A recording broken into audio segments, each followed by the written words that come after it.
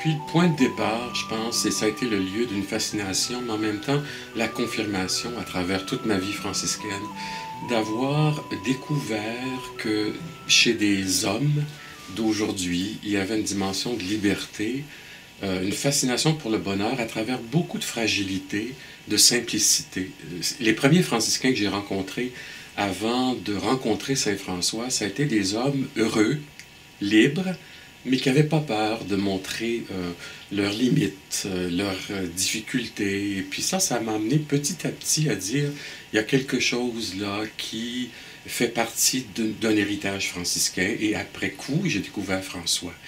Ce qui s'est confirmé par après, ça a été la conviction que je me suis fait donner des frères pour aller à Dieu.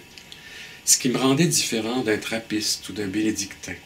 Et la découverte tout le long de la vie franciscaine du sacrement de l'autre, qui s'est transposé en même temps comme d'autres frères avec l'amour des pauvres. Moi, je l'ai vécu de façon plus concrète sur le terrain, par l'accompagnement, des formes d'accompagnement.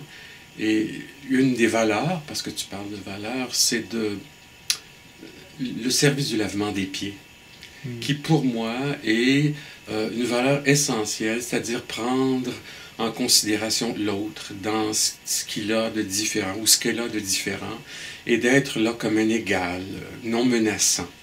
L'autre valeur, c'est la valeur d'une joie profonde, mais qui n'est pas facile. C'est-à-dire, on trime dur pour chercher son chemin pour aller à Dieu. Ça m'a toujours habité. Comment François est une image à la fois belle, lumineuse et tourmentée.